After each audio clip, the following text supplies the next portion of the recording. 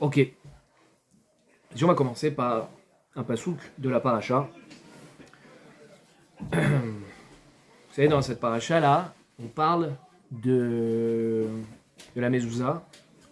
Moshe Rabbeinu, il appelle tous les anciens, avec Moshe le Chol Zikni Israël. Il appelle tous les anciens d'Israël. Et il leur... Ah mince, j'ai oublié un truc. Bon, c'est pas grave. Et il leur dit de dire à tout le monde de mettre du sang sur la mezouza. C'est là aussi où il dit de faire le Korban Pessah. Ouais, le premier Korban Pessah. Et de mettre du sang sur les linteaux de la maison. Ok ? Très bien. Et oui, il dit aussi Vatem lotetsu, ishme petar beto ad boker, ne sortez pas de la maison. Jusqu'au matin, ne bougez pas. Restez chez vous. Comme on disait au Covid. Ok ? Ça, c'est dans Perikut Pasuk Kavbet. Maintenant, le Ramban, il explique là-dessus, il ramène les paroles de la Mechilta, qui explique pourquoi Béhémet il y a eu besoin de mettre du sang sur les linteaux de la maison et de ne pas quitter sa maison. C'est parce que c'est bien connu, il y avait le Yetzer, le Satan, qui passait par là. Et c'était le moment de la Makat Bechorot. Et toutes les maisons qui étaient munies de sang, sur lesquelles il y avait du sang, le Satan y sautait. Pessar, Pisséar. Pisséar, ça veut dire quoi ? Sauter. C'est ça, Pessar. Pisséar. Sauter au-dessus des maisons. Le Malchamavet. Satan, j'ai dit quoi ? Satan, ouais, c'est pareil. Sahara, Satan, Malchamavet. Mais Yetzirah, il va chez tout le monde dans tous les cas. Voilà. Hein ? Yetzirah, il est chez tout le monde. Oui, mais là, c'était le Malachamavet en tant que épée et je te tranche la gorge. Voilà. Lui, bon, Hachim, il n'est pas tous les jours à muni de son épée, a priori. Quoique. En tout cas, justement, comment ça se fait ? T'as raison, c'est une bonne question. Comment ça se fait ? Là, il est tout le temps là, Yitzhara. Pourquoi là, on s'inquiète ? Pourquoi on s'inquiète plus que d'habitude ? C'est exactement ça, en fait, qui explique le Ramban. C'est parce qu'en fait, là, Kadosh Baruch Hu, il a donné le pouvoir au Satan de ne pas faire la différence entre celui qui est tzaddik et celui qui est rachat. Celui qui mérite la mort et celui qui ne mérite pas la mort. Pas de différence. La seule différence, c'est celui qui a mis du sang sur le linteau de sa maison. Mais Béhémet, aucune différence. Si tu n'as pas mis, tu es un grand tzaddik, tu as étudié toute ta vie, tu n'as fait aucune avéra, mais tu n'as pas mis le sang sur le linteau de ta maison, et tu es sorti de chez toi par exemple, tu n'as pas respecté la consigne, le Covid il t'attaque. Et voilà, le Satan il vient, il te tue. Donc, c'est ça en fait ce qui s'est passé. Normalement, non. Le Satan il fait pas ce qu'il veut. Ok ? Le Satan il peut réclamer justice à Dieu et dire ce gars-là mérite de mourir. Mais finalement, c'est Dieu qui a le fin mot de l'histoire. Là, il dit, c'est ouais. Donc, la BMT, aucune différence. Free run, tu fais ce que tu veux, tu tues, enfin, tu fais pas ce que tu veux, tu tues tout celui qui a pas respecté la consigne. Ok ? C'est quand même incroyable. Très bien. Ça veut dire que celui qui respectait pas la consigne mourait. Il peut pas argumenter et dire non mais moi je suis un tzaddik, je vais pas être touché, le Malachamavet ne doit pas m'attaquer. Non. Si t'as pas respecté la consigne encore une fois, il y a une consigne, j'insiste dessus, il y a une consigne, tu dois la respecter. Si tu la respectes pas, t'es mort. Là le Satan, il fait ce qu'il veut. Très bien. Et on voit dans d'autres situations, d'autres tzaddikim, eux aussi ont respecté la consigne. Quand Abraham Avinu il devait partir en chemin, quand est-ce qu'il partait en chemin ? Vayashkem Abraham Baboker, Chazak. Abraham, il se levait le matin. Yaakov aussi, quand il partait en chemin, Vayashkem Yaakov Baboker, il est parti le matin. Pourquoi il part le matin ? Pourquoi on nous précise ça ? Et pourquoi il y a écrit aussi Abraham Lakar Ito Shnei Neharim ? Quand Abraham il est parti, il a pris avec lui 2 jeunes hommes. Il n'est pas parti tout seul. Pourquoi il nous précise ça le passo ? Qu'est-ce que ça veut dire ? Ça veut dire que Abraham Avinu, Yaakov Avinu et tous ces tzadikim se sont comportés comme ce qu'on appelle le Derer Eretz. Qu'est-ce que ça veut dire ? Se comporter avec Derer Eretz. Alors, en général, quand il dit Derer Eretz, c'est avec politesse. C'est de pas insulter la personne et pas écraser les pieds. Ça, c'est pour ceux qui ne sont pas allés en Israël. Quoi, c'est la loi du plus fort là-bas, non ? Ouais. C'est pas méchant, il n'y a pas d'hypocrisie là-bas en fait. Ça prend du temps à comprendre, mais en fait, c'est juste qu'il n'y a pas d'hypocrisie. Il n'y a pas, enfin, je vais avec plaisir et tout. Non, frérot, je suis pressé. Si t'es plus pressé que moi, c'est toi qui passes. Si c'est moi qui suis plus pressé, c'est moi qui passe. C'est tout. Il n'y a pas bonjour, au revoir, Razak, t'as passé une bonne journée, ça m'intéresse pas, moi j'ai du boulot. Ça, c'est sûr. Il n'y a pas, excusez-moi madame, bonjour. Ça, c'est vraiment. Ça te fait bien démarrer la journée. C'est européen ça. T'arrives à Carrefour, tu vas juste demander il est où le coca. Excusez-moi madame, bonjour. J'ai plus envie de coca madame. Avec plaisir. En Israël, non, il n'y a pas ça. En Israël, c'est celui qui passe le premier. Il passe le premier, c'est tout. C'est juste coca. Voilà, coca, exactement. Tu veux du coca ? Tiens, du coca, il n'y a pas de problème. On va pas se vexer pour autant. Donc, en tout cas, on voit que Abraham Avinu, Yaakov Avinu Et dans l'histoire, plusieurs fois, on nous précise qu'ils se sont comportés avec Derech Eretz, on va expliquer tout de suite, mais si déjà eux se sont comportés avec Derech Eretz, quel va chomer que nous, simples humains, eux aussi c'est des simples humains, mais des tzadikim, nous, Ben Adam, eh ben, on doit se comporter avec Derech Eretz. Qu'est-ce que j'entends dire par Derech Eretz? Derech Eretz, ça veut dire qu'Akadosh Baruch Hu, il a mis des consignes sur terre. Akadosh Baruch Hu, il a mis des consignes sur terre, tu fais pas ce que tu veux. Ça veut dire quoi? Ça veut dire qu'une personne qui décide de faire la grève de la faim, attention, suspense, il meurt. Il n'y a pas de l'un ou l'autre, il meurt. D'accord? Première nouvelle, ça. Voilà, il meurt. Et donc, ça veut dire, pourquoi c'est comme ça? Ça veut dire qu'Hachem, et ça fait un peu écho au dernier shiur que j'ai fait la semaine dernière sur la nature et le miraculeux, le naturel et le miraculeux, je sais pas qui était là la semaine dernière, mais la semaine dernière on a beaucoup parlé de ça, ouais. C'était ça tout l'objet du shiur, la nature et le miracle. Et ça, j'ai pas parlé de ça. C'est quoi la nature? La nature, j'ai expliqué qu'en fait, c'est un S, au même titre que le miracle.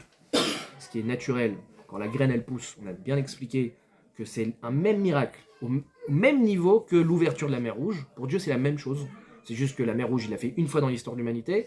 Et la plante qui pousse, ça arrive tous les jours, plusieurs fois par jour. Mais en vérité, c'est au même titre un miracle. Parce que nous, on appelle ça cause à effet. Il n'y a pas de cause à effet. Qui a décidé que cette cause crée cet effet? Ouais, ça c'était le chiant la semaine dernière. Mais il y a une donnée supplémentaire dans ce qu'on appelle nature. La nature, le teva, ce qu'on appelle en hébreu nature, c'est aussi, en vérité, le Retson Hashem dévoilé. La volonté de Dieu qui est dévoilée. Qu'est-ce que je veux dire par là? Si tu fais la grève de la faim, conséquence, tu meurs, ça veut dire qu'Hachem, il veut que tu manges, en fait. Si tu dors pas pendant 12 jours, tu meurs. Ça veut dire que Dieu, il veut que tu dormes. Chacun à son niveau. Si tu tiens pas, tu n'arrives pas à te concentrer, ça veut dire que Dieu, il veut que tu dormes.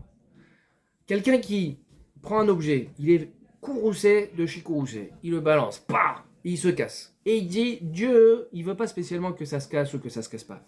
C'est un apicoros, c'est un koffer, c'est un renégat. Pourquoi? Parce que Dieu, il a mis la loi de la gravité. Tu lâches l'objet, pouf, ça tombe, et en verre, ça se casse. Donc en vérité, si Dieu a fait les choses de cette manière, c'est qu'il veut que ce soit comme ça. Donc en vérité, si on devait redéfinir le teva, la nature, c'est encore une fois la volonté de Dieu dévoilée. Je veux que quand tu plantes une graine, ça pousse. Je veux que tu manges, parce que sinon tu meurs. Tout ça, c'est des volontés de Dieu. Donc en vérité, quand je mange, je fais la volonté de Dieu. Il nous a dévoilé qu'il voulait qu'on mange. Et c'est vrai dans tout ça. Si maintenant Dieu il te dit, si tu manges du chelev, tu manges de la graisse interdite, t'es chayav karet, t'es chayav de, comment on appelle ça, d'excommunion de là-haut, du ciel, du Olam Haba, c'est qu'il ne veut pas que tu manges du chelev. C'est la volonté de Dieu. C'est dévoilé. On va dire c'est pas naturel, c'est des choses qui sont dévoilées. C'est pareil, c'est la même volonté de Dieu. Je veux pas que tu te maries avec 3 femmes, voilà, c'est la volonté de Dieu qui est dévoilée. Je veux que tu manges, c'est la volonté de Dieu qui est dévoilée. Si tu manges beaucoup trop de sucre, tu as des maladies, c'est la volonté de Dieu qui est dévoilée. Voilà, c'est tout. Ça, c'est le teva. D'accord? On le voit rarement, en fait, comme ça. Mais c'est le teva. Et celui qui veut contredire ça, qui veut faire une expérience, et moi, je vais sauter du haut d'un building sans parachute, sans mousqueton, ni quoi que ce soit, et je vais pas mourir. Il y en a un qui a fait ça.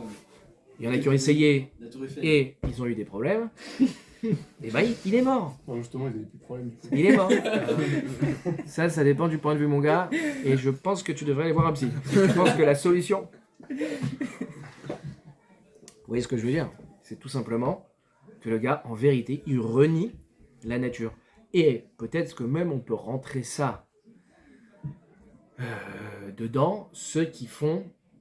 Heureusement, je ne suis pas une chaîne connue. Ce que je vais dire, je ne pourrais pas le dire si j'étais une chaîne connue. C'est news, c'est bon. Mais si une personne, elle décide de faire une transition physique, peut-être que ça rentre dans les mêmes notions de renégat. Dieu, il t'a fait naître femme, t'es femme. Dieu, il t'a fait naître homme, t'es homme. Tu crois qu'avec la science, tu vas devenir femme ou tu vas devenir homme? Non, à la rigueur, tu vas avoir des problèmes psychologiques parce que tu vas déprimer, parce que tu vas te rendre compte que ça ne fonctionne pas en vérité. C'est du shaker, ça ne fonctionne pas. Tu ne peux pas aller contre la nature parce qu'encore une fois, la nature, traduction, c'est la volonté de Dieu dévoilée. C'est la volonté de Dieu dévoilée. Donc, ça ne sert à rien d'aller contre la nature. Donc, celui qui ne met pas le sang sur son linteau, il meurt. Dieu, il a mis une consigne. Là, à ce moment-là, c'était comme manger. Si tu manges pas, tu meurs. Si tu mets pas du sang sur ton linteau, tu meurs. C'est la même chose pour Dieu. Vous vous dites, mais non, c'est naturel si je mange pas. Non, il n'y a rien de naturel. Dieu, il peut décider que si tu manges pas, tu vis. Pourquoi Dieu, il aurait décidé? J'en sais rien pourquoi il a décidé. C'est ce qu'il veut. Là, il voulait que tu mettes du sang sur ton linteau. Ok? Si tu mets pas, tu meurs. Et c'est pour ça que le Malach HaMavet, il fait pas de différence. L'ange de la mort, il fait pas de distinction. Le tzaddik et le rachat. Comme le gars qui mangerait pas, le tzaddik qui mange pas, il va mourir.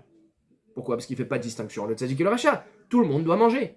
Il y en a qui arrivent à tenir avec moins de nourriture, d'autres plus de nourriture. Il y en a qui supportent mieux, comment on appelle ça, le jeûne. C'est d'accord. C'est une habitude. Ok, ça aussi c'est dans la nature.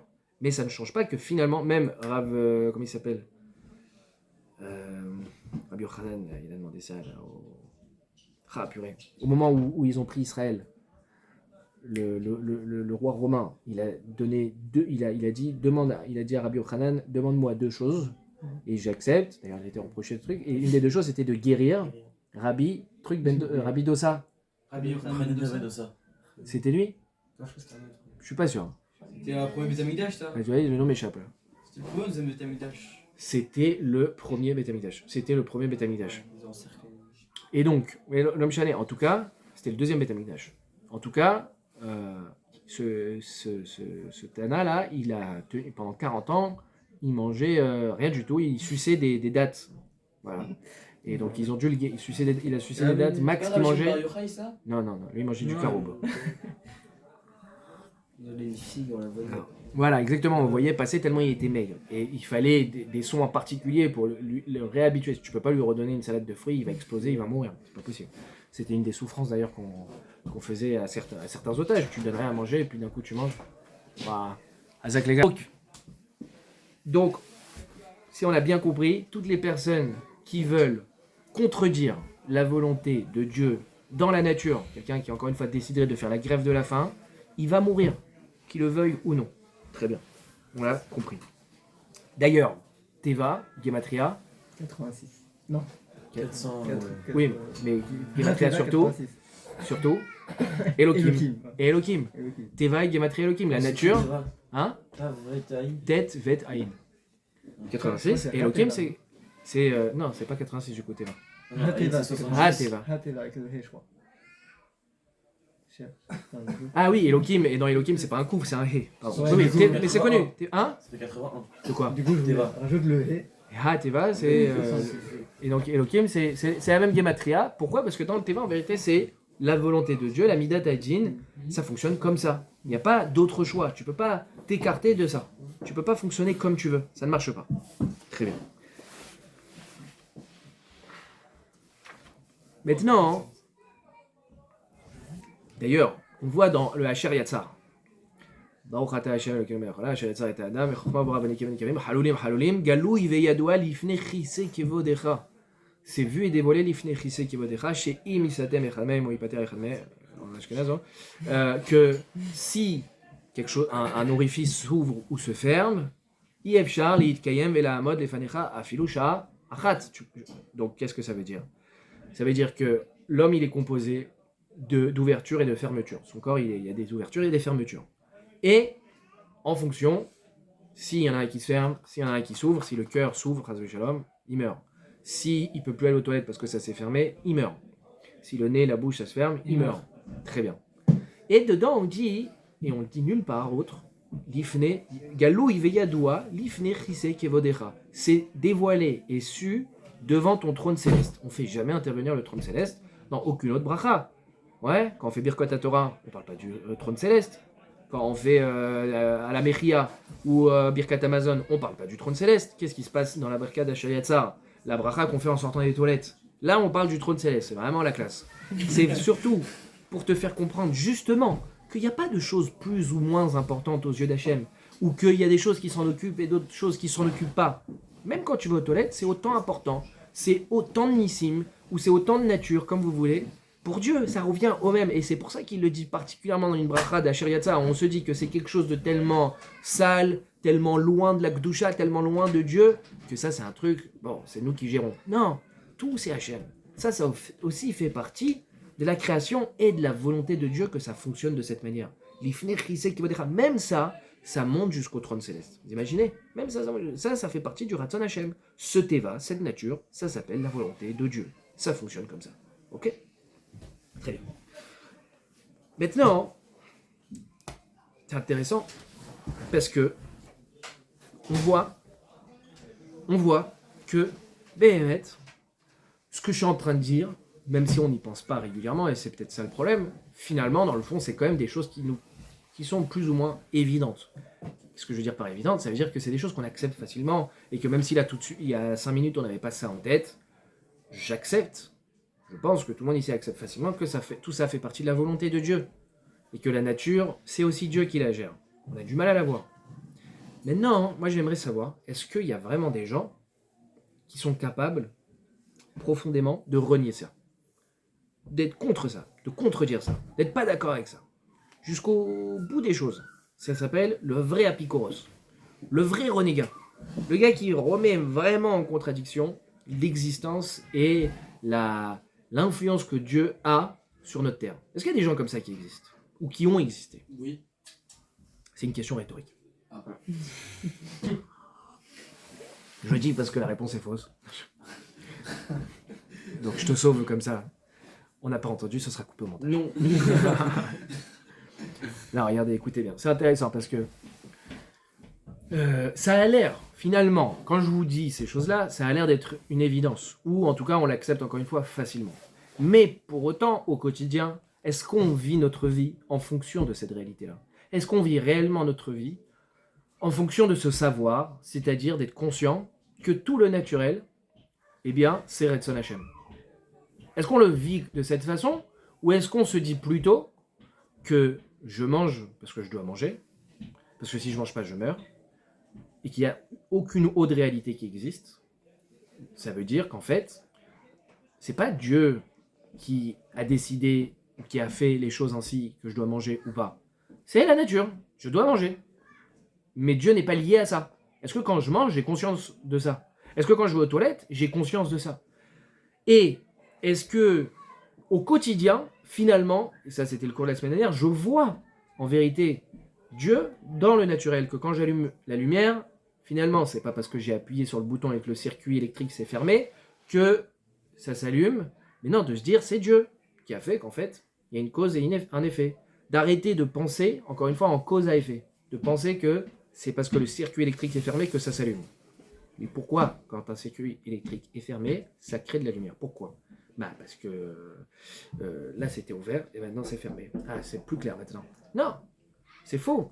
Et pourquoi quand tu plantes la graine, il y a l'arbre qui pousse? Oui, parce que si tu t'intéresses profondément à comment ça marche, l'eau qui va rentrer, d'abord la graine qui va pourrir et que l'eau elle va nourrir, hydrater et ensuite tous les minéraux, etc. Non, là tu me parles scientifique et le scientifique finalement il a une vue très limitée.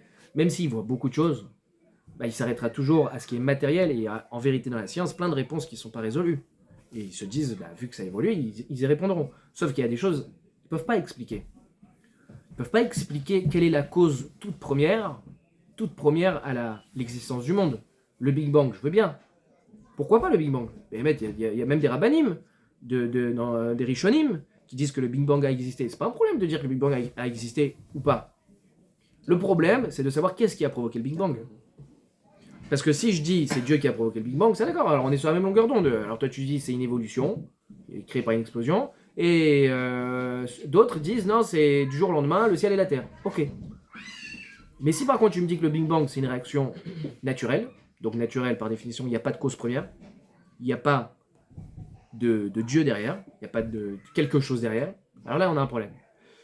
Et pour le scientifique c'est un gros problème, parce qu'en vérité, à chaque fois que tu montes d'un cran dans l'explication du Big Bang, tu dis non mais cette étape-là, elle a été provoquée par ça. Alors ok, alors l'étape de celle-là du coup, elle a été provoquée par quoi? Ça, en fait, c'est... il y avait une chance sur 10 milliards qu'il y a telle météorite qui... Ok, alors cette météorite, qui l'a poussée?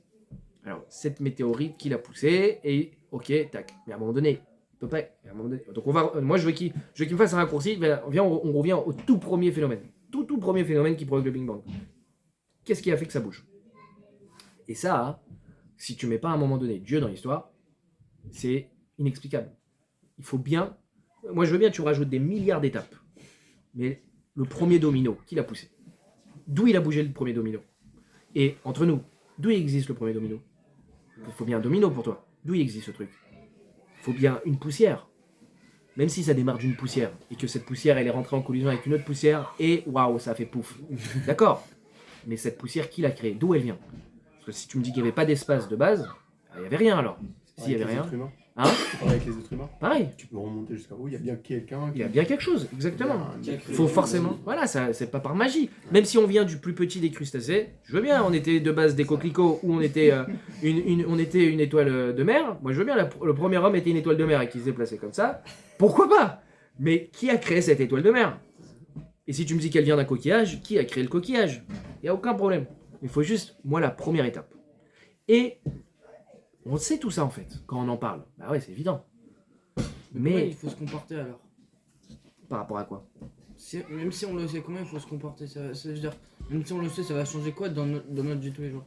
Qu'est-ce que ça change dans la vie de tous les jours? Ça change beaucoup de choses.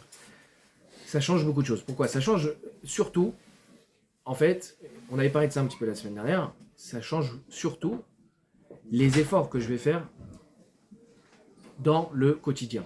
Qu'est-ce que ça veut dire? Ça veut dire que on a vu des gens qui développent énormément de stratégies pour réussir dans la vie. Ouais. Et quand je parle de réussir dans la vie, c'est réussir financièrement. Et donc il y a des gens qui développent énormément de stratégies.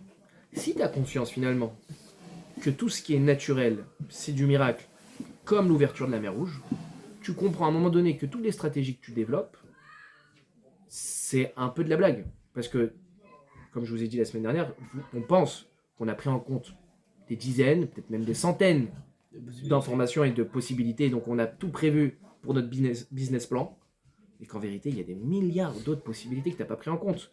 Et donc une personne qui, elle, ne voit pas ce que je suis en train de vous dire, ne vit pas de cette façon, avec cette conscience-là, il va toute sa vie penser que la force, elle vient de son bras, et que l'intelligence, elle vient de sa tête. Il est où le libre arbitre alors dans ce cas? Très bonne question. Ça se résume en une phrase. À Kolbi des Shamaim, Routz, Nirat Shamaim. Qu'est-ce que ça veut dire? Tout vient du ciel. À Kolbi des Shamaim, tout vient du ciel. Routz, il y a une chose qui vient pas du ciel, Irat Shamaim. La crainte. La crainte du ciel. Ça, c'est toi. Alors en vérité, la Irat Shamaim, c'est quoi? On pourrait faire un shiur d'une heure et demie là-dessus. L'Irat Shamaim, on va dire, pour faire simple pour l'instant, c'est le choix entre le bien et le mal. Mettre tes tefilines, pas mettre tes tefilines. Manger cachère, pas manger cachère. Ça, c'est toi. Pour d'autres, voler ou pas voler. Dans le travail, je vole ou je vole pas. Ça montre bien les gens qui volent dans le travail. Les gens qui font la Pâque avec des techniques frauduleuses et douteuses. Ouais, ces gens-là. Ils ont conscience là de ce qu'on est en train de dire? Que finalement la nature, c'est un miracle, au même titre que l'ouverture de la mer Rouge, que Dieu, tout ça c'est la volonté de Dieu. Est-ce qu'ils ont en tête ça?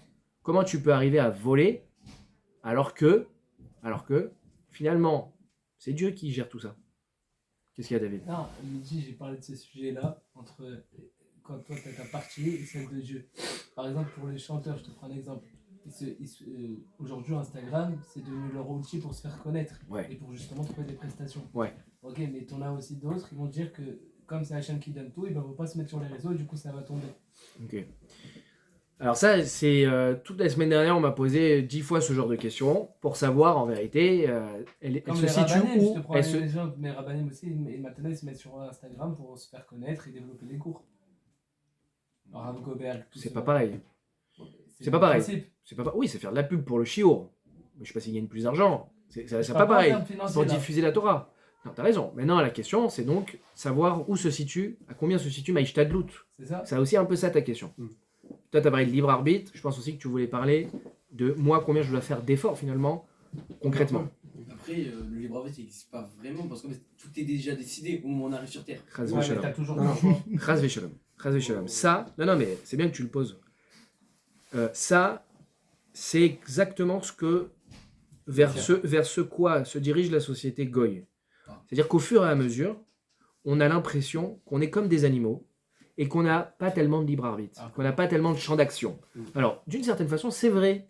C'est pas toi qui va, en vérité, dans le fond, nous en tout cas, gérer et créer le conflit, par exemple, israélo-palestinien.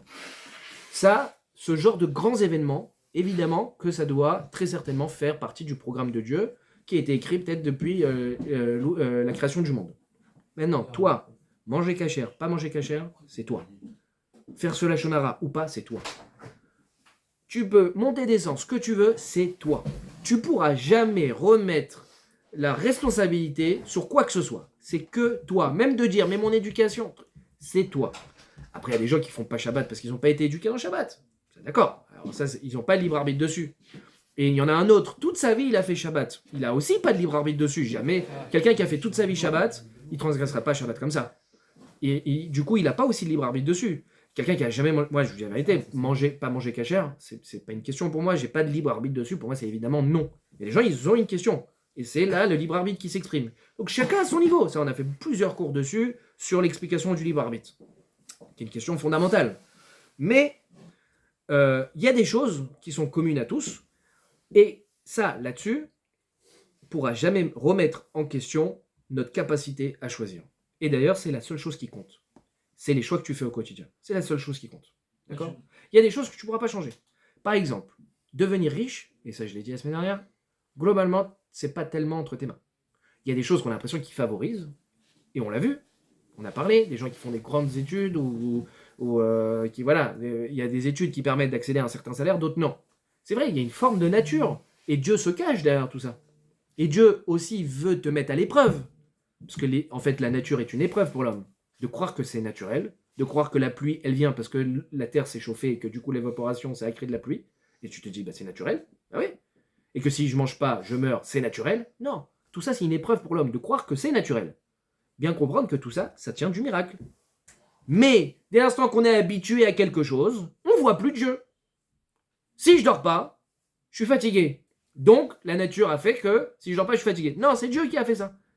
Comme quand il a ouvert la mer Rouge. Comme quand il a fait tomber la manne, comme quand il a transformé l'eau et le sang, vous voyez, c'est pareil. Quand je vais aux toilettes, et quand Hachem il a transformé l'eau et le sang, c'est pareil. C'est pareil. C'est le même miracle. C'est le même niveau de miracle. C'est pas plus dur pour Dieu, c'est pas moins dur. Quand Hachem il te nourrit tous les jours, c'est pareil. Comment Dieu il nourrit? Il y a des milliards de gens sur Terre.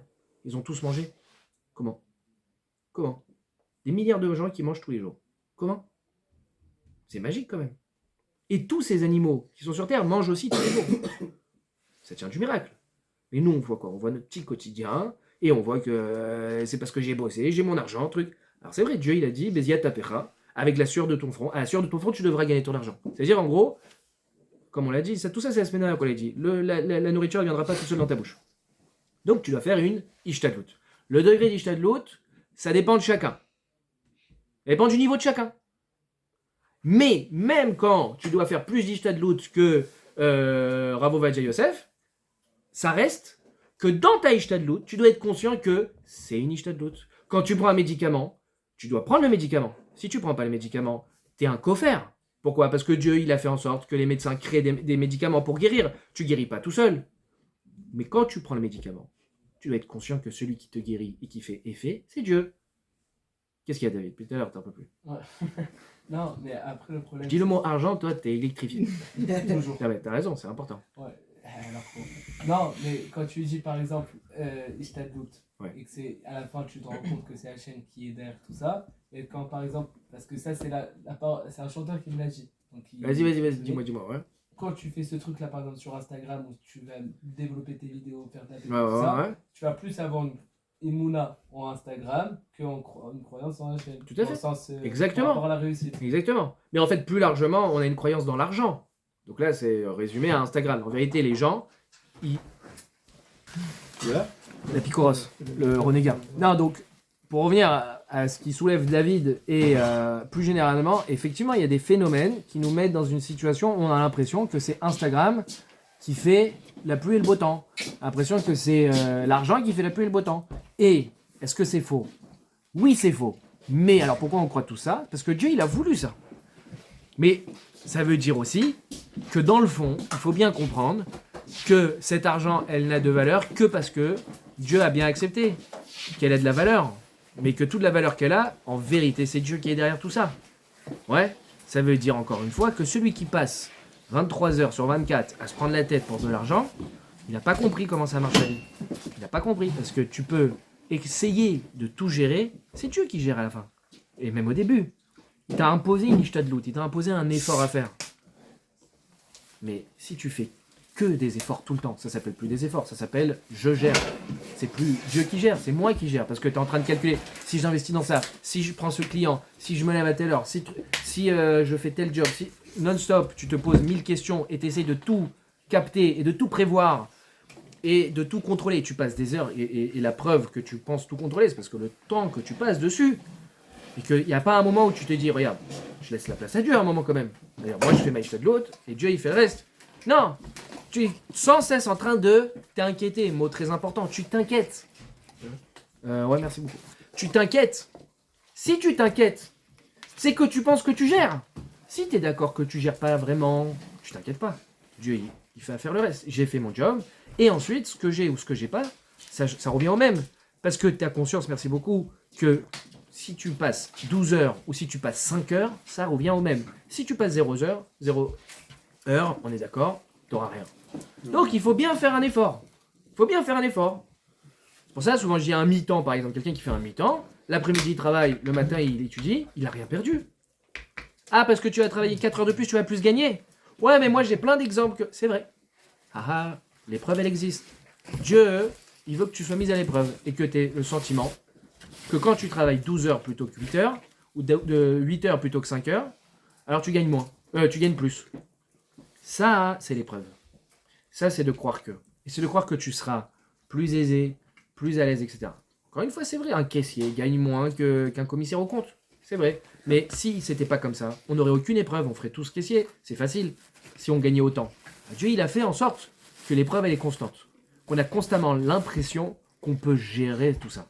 Qu'on peut décider si on est riche ou pas riche. Alors que dans le fond, c'est faux. Peut-être tu seras riche pendant 10 ans, et Chazvesham, tu perds tout. Et à faux, quelqu'un qui est caissier toute sa vie, peut-être il gagne au loto, j'en sais rien. Ce que je veux dire, c'est que tu peux pas tout prévoir. Et donc, puisque tu peux pas tout prévoir, comment tu peux commencer à t'inquiéter ou penser? Les gens qui commencent à travailler très jeunes, et qui disent, faut bien que je travaille, faut bien que je gagne mon argent, que je mette de l'argent de côté, parce que je vais me marier, je vais avoir des enfants, et ma maison, tout ça. Alors, première chose. Est-ce que tu vas trouver à te marier? Hein? C'est pas toi qui gères. C'est pas toi qui gères, non. Parce que toi, tu es en train de dire, je vais gérer pour l'argent. Je vais gérer l'argent pour me marier. Qui te dit que tu vas te marier? Première postulat. Tu as décidé que tu vas trouver à te marier. Très bien. Ensuite, tu t'es marié. Qui a dit que tu vas avoir des enfants? Qui a dit que tu vas avoir 10 enfants? Toi, tu t'inquiètes beaucoup pour l'argent. Tu crois que tu vas avoir une famille nombreuse. Qui t'a dit que tu vas avoir même un enfant? Ah, mais c'est très dur de penser comme ça. Mais c'est la vie. Ah, mais si tu penses comme ça, tu réussis. Mais est-ce que tu acceptes? Là, tu manges ta pizza. Ouais, T'as avalé? non. Alors, vas-y. À ce moment-là, qu'est-ce qui va se passer? J'aurais Tu gères quoi après? Là, tu mâches. Donc, tu as l'impression que tu contrôles. Dès l'instant que tu avales, qui c'est qui contrôle? Tu contrôles quoi? Tu contrôles quoi? Je peux pas tout résumer à ça. Mais c'est la preuve que tu es bien obligé de lâcher prise. Ah, mais des fois, lâcher prise, c'est pas bien. Pourquoi pas? C'est quoi des Parce que fois? Tu perds contrôle. C'est oui ou non? Non, pas du tout. Quand tu avales, et ben c'est tout. Tu gères plus. Et ben c'est comme ça dans la vie. Tu gères pas tout. À vrai dire, tu gères rien. Maintenant, il faut faire une ishta de loot. La seule chose que tu gères, c'est si tu vas mettre tes tefilines ou pas, si tu vas te lever à l'heure à la tefila ou pas. Ça, c'est entre tes mains. À kol bidei shamaim, chutz mirat shamaim. C'est moi qui le dis. À kol bidei shamaim, chutz mirat shamaim. Tout est entre les mains de Dieu, sauf ta crainte du ciel. Ta crainte du ciel, c'est les choix que tu fais au quotidien entre le bien et le mal. C'est tout. Et Dieu, il t'a mis une nature pour te mettre à l'épreuve de tout ça. Ok, mais sauf qu'il t'a mis nature, mais sauf qu'il va te faire des exemples concrets dans ta vie. Par exemple, tu dis le mec il va travailler 5 heures, il va gagner plus, et ben il aura travaillé un jour 5 heures. C'est ce que je il dis aura plus gagné tard, plus. c'est l'épreuve. Tous les jours, t'as de l'épreuve.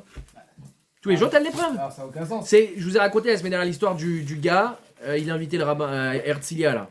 C'est des gens, c'est une communauté c'est une ville très très riche en Israël. Et il y avait le rav qui était le rabbin de cette communauté, je le connais bien. Un jour, il nous raconte que comment ça s'appelle? Il y a un des gars qui l'invite à manger le repas du vendredi soir, et en rentrant à la maison, il dit, vous savez, monsieur le rabbin, vous parlez beaucoup de Dieu et tout, très bien. Moi, je vous dis, regardez, j'ai la belle voiture, j'ai la piscine, j'ai une belle maison, j'ai l'ascenseur dans la maison, j'ai même, entre nous, une plage privative. Moi, je demande une chose à Dieu, qu'il me laisse tranquille. Tout va bien pour moi. Vous avez compris le problème? Tu vois pas le problème. Donc la maison, la voiture, l'ascenseur, c'est lui. Tout est lui. Bien sûr, il a beaucoup d'argent, il est puissant, il a ce qu'il veut. Il a juste oublié une chose. Et qui lui a donné tant d'argent? Parce que à tout moment, Par Ouais, exemple, ça peut un truc tout retomber. bête, le cours, je sais pas dans quoi il a investi. Disons, il a investi dans le bitcoin. Et le bitcoin, en une seconde, ça chute et il devient pauvre, il devient SDF. Comme le père de Rav Dessler, qui était très riche et qui un jour a pensé faire une bonne affaire en changeant toute sa fortune dans une autre monnaie, parce que c'était censé monter, c'était une affaire du siècle. Le lendemain, ça s'est passé exactement l'inverse. Tous ses billets de banque se sont transformés en papier toilette. C'était du rien du tout, ces billets de banque. Et il est devenu pauvre du jour au lendemain. De très riche à très pauvre. Il est à tel point qu'il a dû lâcher sa maison et vivre chez son fils. Est-ce que lui, il a changé pour autant? Rien du tout. Il sait très bien, lui, il a fait ça et l'autre, ça n'a pas marché, ça n'a pas marché. Et c'est pas lui qui décide s'il est riche ou pas riche. C'est tout. Il était conscient que là, jusque-là, Dieu a bien voulu lui donner de l'argent, là, il a décidé de le reprendre. Pourquoi? J'en sais rien. Il a voulu mettre à l'épreuve le père de Rav Dessler, pas de problème. C'est pareil pour tout le monde. Il y a plein de gens qui étaient richissimes, qui ont tout perdu. Et il y a plein de gens qui avaient rien du tout et qui sont devenus riches du jour au lendemain. Ok, alors tu fais quoi? Tu fais ta Ishtadlout de manière cohérente. Et ça, c'est à tout à chacun. Mais être conscient qu'à un moment donné, ce que tu as fait, c'est de la Ishtadlout pour masquer le miracle. Mais que finalement, ta nourriture, elle viendra quoi qu'il. Tu penses devenir riche? Ça, c'est faux. Ça, tu perds ton temps. Tu perds ton temps. Mais qu'il a de le dire comme ça, tu perds ton temps. Ça sert à rien de passer 12 heures. Tu perds ton temps. Tu perds ton temps. Ah bah alors, dans Et ces donc- conditions-là, ça sert à rien de travailler. Non. on a déjà- Il faut faire la Ishtadlout. Ouais, les trois, en même temps. Ça, c'est pas moi qui ai décidé. Dieu, il a mis une nature. Il faut faire sa Ishtadlout. Il a mis une nature. Que tout peut tomber. Exactement. Exemple concret, je crois que j'en ai parlé la semaine dernière aussi. Exemple concret, il y avait un monsieur qui a été prof de musique, si je me trompe pas. Prof de musique, il avait un master, je crois. Un jour, il va voir un rave pour lui dire, regardez rave, je bosse tant d'heures dans la semaine, je bosse 10 heures dans la semaine, je gagne 1500 euros.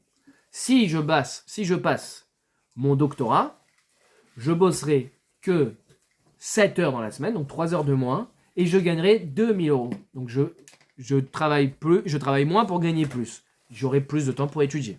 Parce qu'il étudie, le gars. C'est ça toute sa logique. C'est faire, donc, je sais plus combien de temps ça dure un doctorat, 2 ou 3 ans, 10 ans. Je fais 2-3 ans intensifs pour ensuite, toute ma vie, pouvoir travailler moins et gagner plus. J'en mets. Sauf que ça, c'est pas le calcul à faire. Echila. Pourquoi? Parce que il y a un truc qui est sûr. C'est qu'au jour d'aujourd'hui, tu peux étudier combien de temps? 5 heures? Ça, c'est sûr. Très bien. Pendant les 3 ans d'études, tu pourras travailler 0 heure, ou 1 heure. Tu pourras étudier moins, ça c'est sûr aussi. Donc l'argent que tu penses gagner plus tard, plus, ça c'est pas sûr. Parce que peut-être que tu vas réussir, peut-être que tu vas pas réussir. Tu peux pas mettre en péril pour possiblement ce qui nous intéresse c'est au jour d'aujourd'hui. Tu peux étudier, t'étudies, c'est tout. T'arrêtes maintenant de te prendre la tête et de faire des calculs, tout ça. Parce que ça, encore une fois, c'est faux. Et tu crois que tu vas gagner plus en faisant ça. Peut-être que tu vas gagner plus sans faire ça. Et Béhémet, bon, la fin de l'histoire ne nous intéresse pas, mais Béhémet, il a gagné plus sans faire ça parce que sa femme, elle a eu un poste et ils ont gagné la somme qu'il espérait. Ça, c'est pour la fin sympathique. Et la fin sympathique, elle existe vraiment. Mais même sans la fin sympathique, on s'en fiche. Ce qui nous intéresse, c'est le principe. C'est-à-dire d'arrêter de penser qu'en faisant 1001 efforts, alors je gagnerai 1001 euros. Non, c'est faux. Puisque déjà le premier euro, c'est déjà un miracle. Parce que déjà le premier euro, c'est pas toi qui contrôle ça. C'est dur à intégrer ça. Et quand je dis c'est dur, moi aussi, pour tout le monde c'est dur. Pourquoi? Parce que la nature, elle paraît tellement naturelle. Elle paraît tellement véridique. Et ça a l'air que le monde, il est basé sur des choses qui sont immuables. C'est comme ça. Et on peut rien y faire contre ça. Mais non. Parce que, encore une fois, quand on accepte le principe que la mer Rouge et que la graine, elle pousse de la terre, c'est la même chose, et ben on comprend que tout le reste, c'est pareil. Et je pense qu'on n'a pas de mal à accepter que c'est Dieu qui fait pousser la graine. Alors pourquoi tu n'acceptes pas que l'argent, c'est Dieu qui te l'a fait venir, peu importe si tu travailles 3 heures ou 10 heures? C'est pareil en fait. C'est pareil. C'est comme quand tu manges ta pizza, tu mâches, à un moment donné, ça rentre dans ta gorge et là, tu contrôles plus rien. Mais tu acceptes de faire confiance à ton corps, qui va faire passer au bon endroit, pas aller dans les poumons, qu'ensuite il va avoir les trucs qui digèrent, les enzymes qui réagissent, etc. pour tout digérer et ensuite évacuer. Tout ça, tu as confiance. Mais pourquoi? Parce que tu n'as pas le choix. Si tu n'as pas confiance, tu peux plus manger. Donc tu es obligé. Mais par contre, dans l'argent, tu peux faire genre, ah, c'est moi qui gère. Le problème, c'est que ça, encore une fois, c'est de la poudre aux yeux. C'est comme, gardez cette image en tête. Quand je mange, j'avale, je gère plus. C'est pareil pour tout le reste. Si tu as accepté de lâcher prise ici, il faut accepter de lâcher prise sur tout. Mais il faut faire une ishtadlout, il faut mâcher, il faut mettre dans sa bouche. Ça oui. Donc il faut faire une ishtadlout dans tout. Ça c'est sûr. Ok? Est-ce que c'est clair ça déjà? Maintenant, je suis bien conscient qu'on n'est pas rentré dans les détails de la Ishtadlout. D'accord? Et ce qui est vrai dans cette notion d'Ishtadlout, c'est qu'elle est un peu, comment dire, elle est très personnelle. La Ishtadlout, c'est très personnel, puisque on n'est pas tous au même niveau face au bitachon. Et on peut pas du jour au lendemain dire, bon, bah, de toute façon, j'ai confiance en Dieu, je croise les pieds. Ou moi, je fais que 10 minutes d'Ishtadlout. Il y a des gens qui travaillent 20 minutes dans la journée. Je connais un rave, il travaille 20 minutes dans la journée, il avait une agence de voyage, il travaille 20 minutes dans la journée. Voilà, pas plus. Et Blainara, il gagne très bien sa vie. Mais, c'est un rave, Blainara. C'est un Tamil Chacham, voilà. C'est pas du jour au lendemain qu'il a fait ça. Il travaille 20 minutes dans sa journée. C'est quand même fou. Donc, et il gagne autant que quelqu'un qui travaille 5 heures dans la journée. Ouais, c'est pas... Mais ça nous paraît incroyable, mais en fait ça devrait pas nous paraître incroyable. Il est là tout le problème. Ça nous paraît incroyable. Mais qu'est-ce que ça change en vrai? Puisqu'encore une fois, dès le premier euro, c'est Dieu. Si Dieu il veut pas que tu reçois pas. C'est tout, il faut se rentrer ça dans la tête. Et quand on accepte ça, toute notre journée est différente. Parce que pourquoi c'est important d'intégrer ça? C'est parce que c'est important de comprendre que tu peux pas passer ta vie à croire que le travail c'est l'essentiel. Le travail c'est rien. Le travail c'est un moyen de gagner de l'argent. Parce que le but, c'est quoi? Tu travailles, c'est de gagner de l'argent. Pourquoi on doit gagner de l'argent? Parce qu'on doit vivre. Hein? L'argent, c'est un moyen aussi. L'argent c'est un moyen. C'est pas un but. C'est pas un but, exactement. Oui, le travail, on travaille pourquoi? Pour de l'argent. Et pourquoi on gagne de l'argent? Pour manger. Mais si j'avais pas besoin d'argent pour manger, on gagnerait pas d'argent. Et d'accord. C'est-à-dire qu'encore une fois, le but de l'argent, ça n'a pas de but. Parce que de toute façon, quand tu vas mourir, ça servira à rien. C'est un truc qui est très limité. Ou quoi, ton argent, c'est pour partir en vacances. Et pourquoi tu pars en vacances? Parce que je vous l'ai fait 1000 fois ce truc. Tu pars en vacances parce que t'as bossé toute l'année pour pouvoir partir en vacances, pour te reposer, que t'as bossé toute l'année. Et du coup, l'année d'après, tu recommences à travailler pour pouvoir partir en vacances. Parce que tu pars en vacances parce que t'as travaillé toute l'année. Et tu dois te reposer. Et maintenant que et l'année d'après, tu recommences à travailler. Jusqu'à la retraite. 65 ans. 65 ans, t'as ta petite retraite. La boucle infinie. Voilà. Et après, tu joues à la pétanque tranquille avec ta petite retraite. Baruch Hashem. Et jusqu'à là, à partir de 65 ans jusqu'à tes 90 ans, tu meurs. Mazal tov. Super. Ça Hein donne envie. Super vie. Super vie. Attention, il n'y a pas que la pétanque. Hein. Il y a le petit Ricard le matin. Ah bah oui. Avec le Figaro. le pastis. Ou le canard enchaîné, ça dépend. Ah, bien sûr. Et la Attends, faut une vie de kiff quand même. Et la retraite aussi. Ouais, la petite retraite. Voilà, Le bien foot, sûr. le foot. Le foot, bien sûr. Pétanque. Voilà, et une fois que t'es mort, tu te Tennis, dis tennis. tout ça pourquoi? En fait, tout ça pourquoi? C'est une horreur. Moi, là, perso, pour moi, c'est vraiment une horreur un projet de vie pareil. Enfin, C'est vide, c'est vide, c'est mort. nul, c'est rien, il n'y a rien dedans. Faut jeter la tête, Honnêtement, on bosse toute notre vie pour pouvoir jouer à la pétanque à 65 ans. On joue à la pétanque pourquoi d'ailleurs? Parce qu'on n'est plus capable de faire rien d'autre. Ouais, c'est une horreur. Vous savez qu'à Bnei-Brak, il y a plein de gens qui travaillent. Il faut pas croire que tout le monde est à vrai à Bnei-Brak. Il y a des gens qui travaillent. Ils font du mi-temps, ils étudient bien sûr, et ils ont un travail aussi. Faut du staking. Mais à 65 ans, C'est vrai. ou à l'âge de la retraite en tout cas, écoutez bien, à 65 ans, à l'âge de la retraite, je sais pas c'est à quel âge là-bas, ils sont hyper heureux, parce qu'encore une fois, ils peuvent, à ce moment-là, enfin pouvoir étudier toute la journée. Et d'ailleurs, je sais pas si ces statistiques existent encore aujourd'hui, mais ils ont une meilleure espérance de vie dans ce genre de ville. Pourquoi? Parce que c'est des gars qui sont actifs jusqu'à la fin de leur vie. Donc c'est sûr que le travail mental entretient énormément le corps. Bon, ça c'est agave. Mais en tout cas, on peut pas résumer sa vie à ce que le but ce soit la retraite. Vous entendez les goïms qui parlent que de la retraite, Bah oui, parce qu'ils travaillent toute leur vie pour mettre de l'argent de côté et arriver à un âge où on commence à être fatigué, vieux, et c'est là que les maladies commencent, que le corps commence un peu à détraquer, à se lâcher. C'est là que commence la vie, ça veut dire.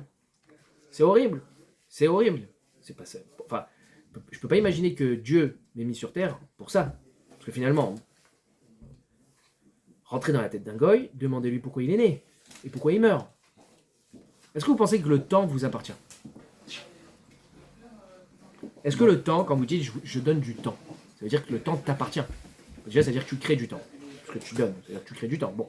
Est-ce que le temps vous appartient? Bien sûr que non. Pourquoi le temps ne nous appartient pas? Parce que c'est pas toi qui as décidé quand est-ce que tu es né et quand est-ce que tu meurs. Donc on voit bien qu'en fait, penser avoir le contrôle sur une vie, c'est ridicule. Parce que déjà ta naissance, tu l'as pas choisie. On t'a demandé ton avis. Tu te rappelles qu'on t'a demandé ton avis à toi quand t'es né? Et tu veux naître ou pas? J'ai refusé. Hein? J'ai refusé, mais. Il est 3 ans plus Et, tard. voilà. Et peut-être demain matin, je sais pas, il y a quelqu'un qui va pas se réveiller, Chazé Shalom. Je sais pas. C'est entre nos mains. On va traverser, pouf, c'est entre nos mains. On fait attention, on fait pas n'importe quoi. On se tire pas une balle dans la tête, évidemment. Mais en vérité, c'est pas entre leurs mains. Il y a des gens qui ont une mort subite, pouf, c'est pas entre leurs mains. Donc le temps ne t'appartient pas, donc ta vie ne t'appartient pas. Dieu il t'a mis sur terre pour une raison. Ta vie ne t'appartient pas. Ça fait mal à entendre peut-être. Mais la vie ne nous appartient pas, parce qu'encore une fois, t'es pas né. T'es né contre ton gré, et tu vas mourir contre ton gré. Donc tu viens ici quand je veux, et tu quittes ici quand je veux. Donc si t'es là, c'est parce que je l'ai décidé. Et il se trouve que je t'ai demandé de faire des choses. C'est tout. C'est ça la vie. Dit comme ça, c'est. Demain Sur ce, matin, Bon suicide. exactement. Mais c'est vrai, ceux qui acceptent pas ça, Ah oui, quelque autant part. se suicider. Exactement. Bien sûr. Pourquoi? Parce que la vie, c'est une succession de galères. Et ceux qui me disent, mais non, ils font des kiffs et tout, je peux vous assurer, ça c'est vrai pour tous les êtres humains, Ils ont autant ils ont de galères largement plus de galères que de bonheur. Hein. Tous les êtres humains, c'est comme ça. Pourquoi? Parce qu'il y a une règle, Adam la mal yulad. L'homme, il est là pour travailler. Donc, ça n'existe pas une vie où quelqu'un, il ne travaille pas. Alors, ça peut être travailler, et j'ai choisi ce travail, mais si tu n'as pas choisi de travailler, tu vas avoir des problèmes à résoudre. Ça va être ta voiture qui pète, ça va être une embrouille, ça va être ton scooter qui tombe, ça va être une maladie, ça va être n'importe quoi. Mais il y aura quoi qu'il arrive quelque chose à résoudre. Il y aura quoi qu'il arrive une galère qui arrivera. Alors, bah, au Hachem, de temps en temps, il y a des bonheurs, il y a une naissance, il y a un mariage, il y a ce que tu veux. Mais c'est la vie, c'est une succession de difficultés. Et il faut les accepter, d'épreuves, exactement. Donc il y en a, leur épreuve, ça va être son petit copain l'a lâché. L'autre, ça va être j'ai fait une overdose, donc il passe la nuit à l'hôpital. Si vous voulez. Mais c'est ça la vie. C'est une succession de problèmes. Maintenant, comment tu peux accepter de croire que la vie se résume à tes petites soirées qui s'enchaînent et que tu as mis de l'argent de côté pour pouvoir enfin aller à la soirée rêvée, aller au casino ou je sais pas quoi, alors que t'es même pas né avec ton avis. T'es né contre ton gré. On t'a pas demandé ton avis pour naître. T'es là, c'est tout. Et demain, t'es plus là. Et toi, tu te dis, c'est ma vie. C'est pas ta vie. C'est Dieu. C'est la vie de Dieu. C'est pas ta vie. C'est pas ta vie. L'égoïsme, c'est quoi leur but dans la vie? C'est une bonne question. Non, mais pourquoi Dieu les a créés, mais en soi, quel but il peut avoir? Parce que nous, on se dit, tout notre but, finalement, c'est pour préparer le monde futur. Si on étudie la Torah, parce que c'est tout ce qui nous restera. Ils ont aussi des mitzvot. Ils ont aussi des mitzvot. Mais Mais conduit à quoi leur mitzvot? bah, honnêtement, une grande raison pour l'existence des goyim, il y a plusieurs, on va dire, niveaux de raison et d'explication. Mais une première chose, c'est pour le juif. C'est pour le juif. Ils rendent beaucoup de services aux juifs déjà. Tout ce qu'ils ont construit, tout ce qu'ils ont fait. D'ailleurs, ça va être leur ta'ana au moment du Mashiach. On a construit des ponts, c'était pour les juifs. On a construit des voitures, c'était pour les juifs. Tout ça, c'était pour les juifs. On a construit des téléphones, c'était pour les juifs. Et les mecs, ils rendent service. Google, c'est les juifs qui ont créé. Google, c'est les juifs Je qui ont rigole, mais à créé. chaque Ouais, fois quand c'était tu Anna. montes dans la construction, tu vois, au final, c'est un juif qui Ah. a. C'est toujours des juifs qui ont créé. Toujours West Anna, le téléphone. Google, c'est Ouais, les juifs qui ont créé. Ouais, C'est le premier moteur de recherche. Ouais, c'est des juifs, hein, ouais. Bon, bah, Ouais, tous ceux ouais, qui il y a étaient dans les beaucoup, il y a bureaux beaucoup, et qui étaient en train de récolter les petits métaux, là, c'était pas un juif. Les pauvres, c'est des petits hyper Africains rare. qui meurent. Mais en tout cas, non, c'est pas une blague, c'est vrai. Mais ce que je veux dire, c'est que ça. Non, mais c'est vrai, j'ai dit les pauvres. C'est la vérité. Le pauvre chinois, enfin, Les pauvres chinois, bien sûr, les pauvres. Mais ce que je veux dire, c'est qu'effectivement, le goy fait partie de l'épreuve du juif. Parce que s'il y avait que nous, les gens seraient entre nous, ce serait beaucoup plus facile. Et en vérité, ce sera le temps du Mashiach. Je pense que même entre nous, Ça n'aurait pas été la même chose. Ça aurait pas été la même chose. C'est quand même l'âge d'or. Hein? Il y a moins de galère, du coup. parce que- Bien sûr. Il n'y aurait pas toujours toutes les des petits tentations extérieures. Déjà, il y a toujours les petits filous, mais ça aurait pas du tout été la même chose. Il y a pas, je vais aller voir ailleurs, puisque là ailleurs, c'est encore nous. Donc tu vas voir chez ton voisin. Mais chez ton voisin, c'est quelqu'un qui fait Shabbat aussi. Par contre, s'il y a des gens qui font pas Shabbat, et des gens qui prennent la voiture Shabbat, etc., tu dis, ah, ça peut être sympa là-bas. Ah, ils font des soirées sympathiques, etc. Ils ont une autre vie, ils ont d'autres intérêts. Mais de base, il n'y a qu'un seul intérêt, c'est la Torah. Parce que, encore une fois, Dieu, il t'a pas demandé ton avis. T'es né, il t'a dit étudie la Torah. Et toi, tu dis, maintenant, c'est moi qui gère mon temps. Mais tu meurs quand je l'ai décidé. Et tu nais quand je l'ai décidé. Donc, je comprends pas ce que tu fais là, mon pote. Pourquoi là, tu t'acharnes des heures et des heures pour gagner de l'argent? C'est pas ça que je t'ai demandé. Je t'ai demandé de respecter la nature. Donc, il faut que tu travailles. Il faut que tu gagnes de l'argent. On est d'accord. Il faut que tu manges. On est d'accord. Mais arrête de passer des heures dessus. Je t'ai surtout demandé d'étudier la Torah. Je t'ai surtout demandé de mettre tes tefilines. Je t'ai surtout demandé de manger kasher, de faire Shabbat. Je t'ai surtout demandé de faire du chesed. Je t'ai pas demandé de passer ton temps à chercher à gagner de l'argent et à partir en soirée et à partir en vacances. C'est pas ça la vie. Si c'est ça, je te la reprends ta vie. Si c'est ça, je te reprends ton argent d'ailleurs. Et il y a plein de gens, leur argent elle est partie en fumée. Et il y a des gens, leur argent n'est pas parti en fumée. Ah, comment ça se fait? C'est des grands richaïm, ils font rien, ils font pas Shabbat. Ils sont méchants, ils gardent leur argent pourtant. Bah oui, parce que les gars, ils ont fait peut-être 2 mitzvot dans leur vie. Et Dieu, il dit quoi? Je te paye dans le Olamazé. Voilà, garde tout ton argent, c'est ton Olamaba. Et ben tu l'as ici, Olamazé. Ouais, je te récompense ici-bas. Sache que quand Yaakov Avinu, il a dit Hachem, enfin je vais pouvoir kiffer, ça y est, j'ai retrouvé tous mes enfants, je vais maintenant être Benachat, Menuchat Anefesh. Dieu, il t'a dit attends, t'as cru quoi? T'as cru que Olamazé, c'est la Menuchat Anefesh? C'est la tranquillité? Ça, c'est l'Olamaba, ça. Jusqu'à tes derniers jours, tu vas devoir bosser. Et tu peux Toi, t'en t'es un tzaddik. Hein? tu peux t'en rendre compte de ça? De quoi? C'est-à-dire qu'on est arrivé au truc où la maison, on l'a déjà. Faut savoir que quelqu'un qui, pendant 40 jours, n'a eu aucune galère, faut savoir que quelqu'un qui a eu aucune épreuve pendant 40 jours, aucune épreuve, je veux dire vraiment aucune épreuve, hein. Rien de C'est négatif, pas bon, c'est vraiment pas bon. C'est qu'il a a priori plus de la maman. je suis à 39. Et ça, en général, ça n'existe pas. Voilà, déjà, ça, c'est une contrainte. Ce que je viens de te faire, c'est déjà une galère. Donc, je viens de casser tes 39 jours. Non, mais Béhémet, ça veut dire c'est pas bon. Effectivement, ça peut ne pas être bon signe.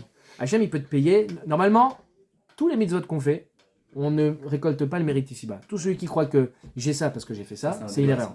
Hein? Ça dépend, on marque loquette. Non, c'est pas marque loquette, ça dépend des sujets. Ça dépend des sujets. Kibud Avahem, Arichut Yamim, et Nachinami. Et les choses, Perotem, Yemet Lolam Abba, mais t'as quand même un Sachar ici, exactement, dans Mishnah PA. Mais globalement, t'as pas de mérite ici. Et ce que te donne Dieu, c'est gratuit. Tout ton Kiren, tout ce que t'as récolté, c'est pour là-haut. Et Baruch Hashem. Mais si à un moment donné, Dieu, il se dit, voilà, lui, vraiment, c'est vraiment un relou, voilà, il te dit, tu sais quoi, même ne prie plus. T'as même plus besoin de prier, je te donne l'argent. J'ai pas envie de ta fille. Bien sûr que ça existe. Et d'autres, des tzadikim, qui eux, ils prient et ils prient. Il les met en galère. Pourquoi? Parce qu'ils l'aiment leur tefila. Je veux que tu pries. Alors je te fais une épreuve. Parce que toi, ta tefila est tellement belle. Et je veux que ton Olam Haba, il reste intact. Parce que le Olam Haba, c'est des milliers, des milliards de fois plus kiffant, plus beau. C'est des mots, hein. On sait pas ce que c'est. On a personne qui est redescendu pour nous dire, les gars, vous allez voir là-bas, il y a des trucs de ouf. Karting gratuit pour tout le monde. Pendant des milliards d'années. C'est un piège, ça, en général. C'est une mauvaise idée. C'est dur de remettre à l'endroit le curseur. Mais si demain matin, dès ce soir, mais demain matin on accepte de se lever en se disant, il y a quelqu'un qui m'a réveillé. Tous les jours, on dit 3 fois par jour. Modim, Anachnular, Shata ou Amona Yelokeno, Belka Abotenu. Ouais. Nodelecha, Utsaper, Tilatecha, Al Chayenu, Amesurim Biadecha, Al Nishmotenu, Apekudotlar. Qu'est-ce que ça veut dire? Al Chayenu, Amesurim Biadecha, nos vies qui sont entre tes mains, Veal Nishmotenu, sur nos Neshamot qui sont en dépôt. Pourquoi on dit nos Neshamot sont en dépôt chez Dieu? J'ai déposé ma Neshama. Oui, tous les soirs quand tu dors, tes Neshama elles montent. Et il y a un bedding qui se passe. Vous savez ça? C'est pour ça qu'on dit qu'on est à 1/60e de la mort. Effectivement, t'es un peu mort. Et Dieu, tous les soirs, il regarde ce qui s'est passé cette journée avec tout le beddin, tous les rabbanim, tous les malachim, et ils sont en train de dire est-ce que ça vaut la peine de le refaire vivre ou pas? Il fait les comptes. Hein? Il fait les comptes. Il fait les comptes, tous les soirs. Et tous les soirs, Hachem, toutes les nuits, Hachem il dit allez, on lui laisse une chance. Allez, on lui laisse une chance. Ça, c'est la rachamim. Si la Midatadin, elle existait, enfin elle existe, mais s'il n'y avait que la Midatadin, on se le relèverait pas dès le premier matin, je pense. Ah ouais, c'est pas rassurant tout ça. Il faut être conscient que tous les matins, c'est une chance de se réveiller et se dire pourquoi je suis debout. Pour gagner mon argent ou pour faire des mitzvot. Si j'ai bien conscience que j'ai pas choisi de naître, donc il y a quelqu'un qui m'a fait naître, et cette même personne, elle m'a dit il y a 613 mitzvot. C'est quoi, Rosh Hashanah? Attends 2 secondes. Il y a 613 mitzvot. Alors, je comprends que ce matin, je me réveille, première chose que je fais, Modéani. Déjà, merci Hachem d'être debout. Merci Dieu. Sans toi, je ne serais pas là. Allez, je serais même pas né d'ailleurs. Merci. Modéani. Ensuite, Netilat. Je suis tamé. Dieu il m'a dit de faire Netilat, il m'a dit que je suis tamé. C'est ça que je dois faire. Maintenant, je peux pas commencer ma journée sans faire une tfila, remercier Dieu pour tout ce qu'il me donne et avoir conscience, parce que la tfila, elle est surtout là pour ça, pas pour demander. Elle est surtout là pour me faire prendre conscience que c'est Dieu qui gère tout ça. Yotzer or, voué, rocher, ossécham, bimroa, etc. Tout ça, c'est Dieu. Ok? Anotel, la servivina, la frimelion, velaila, shlasani goy, shlasani avec, shlasani isha, poki arriverim, matir asurim, anotel, la yef kohar. Tout ça, prendre conscience, c'est Dieu. Une fois que je suis clair là-dessus, qu'est-ce qu'il m'a demandé? 613 mitzvot, donc je vais aller étudier la Torah, Talmud Torah, Kegat Kulam. J'ai ma chavruta, évidemment, ou j'ai mon shiur tous les matins. Je dis 1 heure, 2 heures, 3 heures. Une fois que j'ai fait tout ça, il faut bien que je nourrisse ma famille, il faut bien que je construise ma maison, il faut bien que je paye mon loyer. Je vais aller bosser, j'ai un métier, Baruch Hashem. Je bosse, mais 2, 3, 4 heures par jour, ce qu'il faut pour payer tout ce que j'ai besoin. Et ensuite, je retourne étudier. Et je vais faire mon mincha, et je vais faire mon arvit. Et je vis une vie de bonheur. Je vis une vie de bonheur, parce que je comprends que tout ce que je fais, il y a un sens. Parce que si on enlève tout ça, il n'y a plus de sens. Parce qu'encore une fois, je travaille pour quoi? Pour pouvoir bien mourir, pour pouvoir payer un beau cercueil. Parce que finalement, je vais mourir. D'accord? Donc la vie, c'est quoi? C'est de 20 ans à 50 ans, tant qu'on est en pleine forme. Mais les enfants, pareil, de 20 ans à 50 ans, ils vont être en pleine forme. Pour Et leurs après, enfants. hein? Pour leurs enfants, ouais. Razak. Elle a d'avoir sauf. Pour tout ça, que le monde se finisse, Et parce en que soi, le nous monde. aussi, notre but, c'est pour le futur. Donc, Mais le futur, c'est quoi? Il est fini le futur chez les Non. goïms. Mais quand je passe à Sûr l'école que des si. enfants. C'est sûr que si, la Terre, elle a une fin de vie pour les goïms. Ah, C'est pas infini. Non, mais notre futur, il n'a pas fini. Nous, il est infini. voilà. Et tout ce qui est infini a du sens. Tout ce qui est fini n'a pas de sens. Ça, c'est ce que je pense et ce que je tiens. Tout ce qui est fini n'a aucun sens. Pourquoi? Parce que tu fais un truc qui finalement, un jour ou l'autre, n'existera plus. La seule chose qui existera éternellement, C'est l'étude de la Torah. c'est l'étude de la Torah. Ouais, mais si t'as pas ce. Bah, c'est pour ça que je suis là. Ah non, mais honnêtement, c'est fort parce que là, je devais partir en soirée. Et après, je me suis dit, enfin, avec lui, je me suis dit, à cours périnée, enfin, cours de Radioda, et du coup, Voilà. Et là, tu as donné du sens à ta soirée.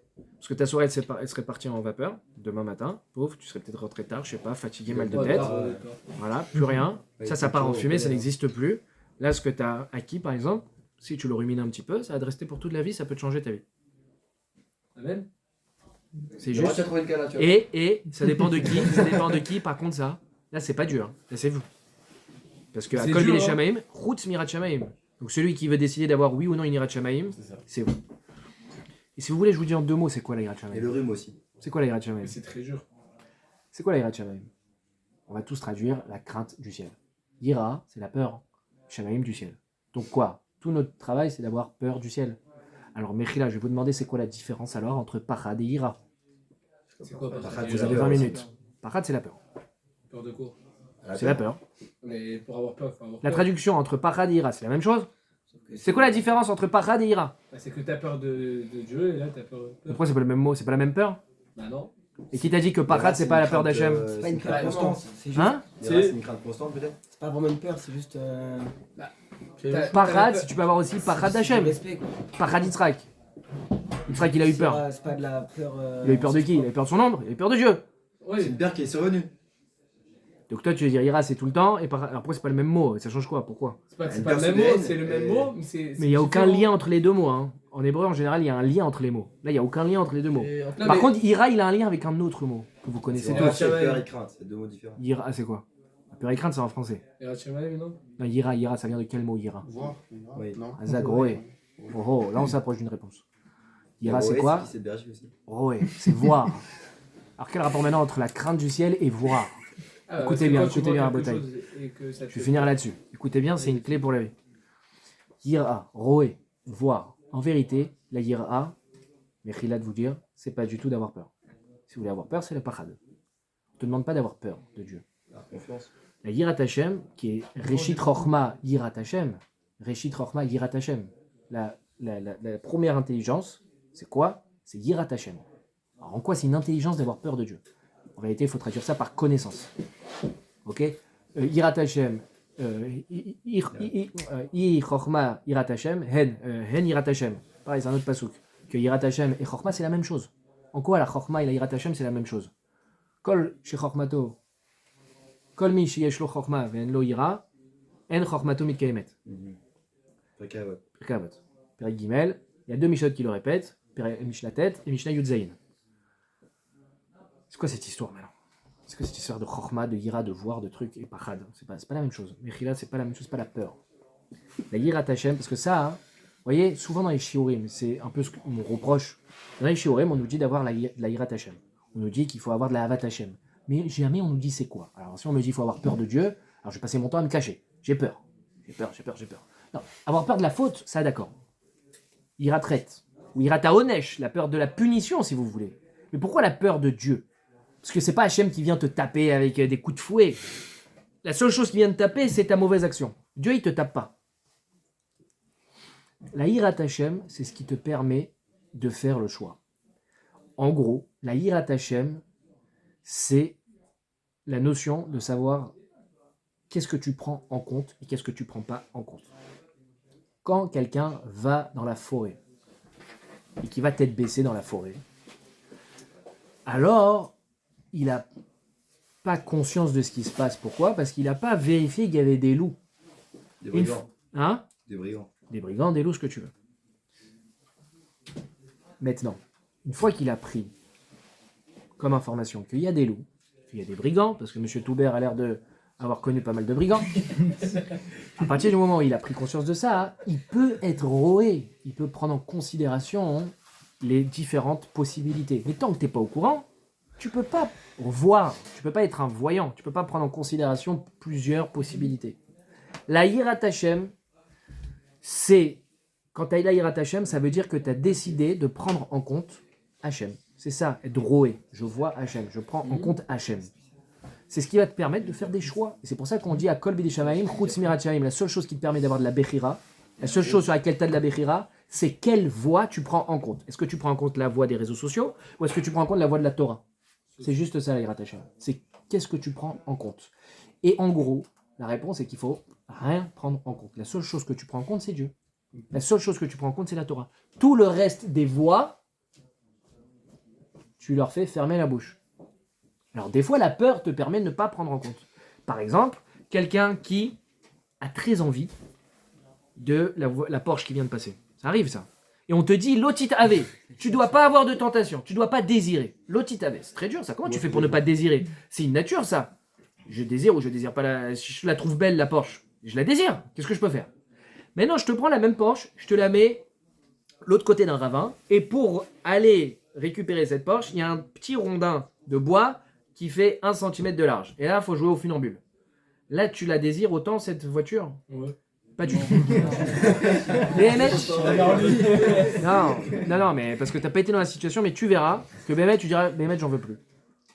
Non, j'en veux pas à ce moment-là parce que J'en veux sinon, on plus. peut mourir. Hein, mais- Oui, oui, c'est pour ça que j'ai Ça va dit prendre cette pas Porsche-là qui est en l'autre vrai, côté c'est- du ravin, Si on prend celle pas qui est à de risque, côté on de va toi. Je connais pas, ça passe ou ça casse. Pas du tout. Tu meurs, Si c'est ça, non mais Rila, David, si c'est ça, t'es un fou. Non, mais c'est pas méchant ce que je veux dire. On raisonne, on fait un raisonnement. Si tu fais ça, t'es un fou. Pourquoi t'es un fou? C'est-à-dire que t'es prêt à mettre ta vie en danger pour une Porsche. C'est-à-dire que ta vie n'a aucun sens. C'est-à-dire que ta vie, elle vaut une Porsche. On est d'accord? C'est-à-dire que t'es- Quand même, Beauchère, ça veut dire 1 million d'euros. Non mais c'est pas une blague là. Sérieusement les gars, s'il vous Non, plaît. pas cette façon-là, mais bon, comme tu as dit, en vrai, si je réfléchis avec tes réponses que tu dis tout à l'heure, tu viens avec Emouna Bachem. Donc si tu te dis que Hachem il est avec moi, tu peux. Je meurs parce que je savais pas que j'ai la Porsche. Mais putain. Danger. Alors je répète, Dieu il a mis une nature dans le monde et la nature s'appelle Ratson Hachem. Non, mais il y a eu des. Donc Hachem il y a eu il a des mis miracles, une par nature. exemple, à l'époque de. Je sais plus c'est qui est sorti. Mais t'as pas le droit de te compter sur des miracles. Razak Ilan, t'as pas le droit de compter sur des miracles. Non, mais tu comptes pas sur les miracles, mais il y a des choses que t'as. C'est comme une fois j'ai entendu quelqu'un, peut-être tu le connais, il m'a dit j'ai rencontré cette fille Mina Shamaim. Et ce qu'il est. Moi, je suis censé le connaître. Hein? Moi, je suis Comment censé- Non, j'ai dit peut-être tu le connais. toi. Et cette personne. Non, j'ai dit peut-être tu le connais. Mais il a pas de nom. J'étais Hein en boîte, Y a c'est pas de Mina nom. Shamaim. Non, je dirais pas son nom. Je peux pas connaître si je me parle le nom. Peut-être. Parce que quand quelqu'un m'a raconté cette histoire, je crois que t'étais là. C'était à Et Kippour en boîte, c'est Mina Shamaim. Ce gars-là, il m'a dit Mina Shamaim. Mais finalement, dans le fond, il avait bien conscience que ce Mina Shamaim était Pas tout sauf un Mina Mina Shamaim. Shamaim. Ou bien, si tu veux, Mina Shamaim, il t'a mis ce qui est Tzara. Il n'a rien mis, ça d'accord. Quelqu'un qui accepte de mettre sa vie en danger, il est coffert dans Hachem. C'est ça que j'ai expliqué au début du shiur. Hachem, il a mis une nature. Hachem, il a mis une nature. Alors, regarde, de la même façon, regarde, ne mange pas. Et Mina Shamaim, si tu meurs pas. Et Mouna Bachem, frérot. Mouna Bachem, je mange pas. Dieu, il peut tout. T'as raison, il peut tout. Mais en tout cas, ce qui est sûr, c'est qu'il a dit celui qui mange pas, il meurt. Bah, Je l'ai vu. Abraham, Ça, je sais pas si c'est Abraham Voilà. Moshe, Bah, ça va casser. Je suis devin, ça va casser. C'est spécial, c'est moché. C'est moche. Et alors, c'est Moshe. Hazak, Au niveau de- Hazak. C'est vrai, Il y a eu des miracles sur Terre. Ok, bah. pourquoi Hazak. tu- Et ça, c'était pas la nature. C'était des Ah miracles bah, pourquoi visibles. là, je pourrais pas avoir le miracle. C'est pas lui qui voulait dire. C'était pas Moshe. Je t'appelle Moshe. C'était pas Moshe. T'es pas Moshe. Je suis David, ça reste David. Si t'es Moshe, C'est tu le roi divorces de David. ta femme et tu restes pas marié toute ta vie aussi. Hein Si tu veux. Bah, Moshe, pas il a dû possible. à son niveau, arriver à un niveau, et il a dû divorcer de sa femme. Ah ouais? Qui Moshe. Moshe a divorcé? C'est pour avoir. Il a dû se séparer de sa femme. Bon. C'est hier. C'est pas la question. Ah, mais là, Mais là, c'est un autre sujet. alors tu sais quoi, tu vas faire un test, là il y a Birkat Alevana et tu vas faire Baba Salé comme ça. Tu me dis si ça marche. Mais là, faut être cohérent, David. Si BMF tu te penses capable de pas manger pendant 40 jours, Non, mais tu te non, penses aussi capable d'étudier Déjà, toute un la jour, Torah j'ai Kula en envie de 40 mourir. jours. Non, faut être cohérent. Non, mais déjà, Non. Kippour, j'ai envie de mourir. C'est un travail de cohérent. Alors voilà, Razak. Donc tu vois bien que t'es pas moché. Donc si t'es pas moché, tu peux pas traverser ce rondin de bois et prendre un risque de vie ou de mort pour récupérer ce truc. Si tu veux, remplace le rondin de bois par des brigands, comme il a dit, tous armés, et ils sont là, tous mes négros sont méchants. Si tu veux la voiture, il faudra nous passer sur le Pardon, bord. fils. Je pense que là, tu dis, la vérité, les gars, j'ai plus du tout envie de la Porsche. Mais donc, ça veut dire qu'il y a des choses, tout ça pour arriver à ça, il y a des choses quand t'es roué, il y a des choses qui font en sorte que tu n'as Ah, tu plus. bloques. Donc ça veut dire, là, t'as pris en compte le rondin de bois. Pour Et toute dans ta le vie, faire. pour tout, voilà. Et ben, si tu veux pouvoir prendre des bons choix, il faut avoir de la hirat shamaim, ça veut dire qu'il faut prendre en compte la vie de la Torah, rien d'autre. Si tu acceptes au fur et à mesure de prendre uniquement en compte la vie de la Torah, BMF, tu voudras plus, c'est pas que tu voudras plus, mais tu n'auras plus la tentation de prendre la voiture. Tu vas la trouver belle, ça c'est pas toi qui décides le goût et les couleurs, ça se discute pas. Tu la trouves belle. Mais comme tu as accepté de prendre en compte que la vie de la Torah, alors tu la désires plus, comme quand tu as le rondin de bois. Il y a un truc qui te bloque, c'est la Torah. Quelqu'un qui se dit, peut-être je vais manger ce gigot, c'est qu'il prend en compte une autre voie. C'est-à-dire qu'il n'a pas de dirat shamayim. Il ne voit pas, il ne prend pas en compte la vie de la Torah. À partir du moment où tu acceptes de prendre que la vie de la Torah, ben c'est bon. C'est ça l'Irat Shamayim. C'est ça l'Irat Shamayim. C'est pas avoir peur d'Hachem. C'est qu'est-ce que tu prends en compte.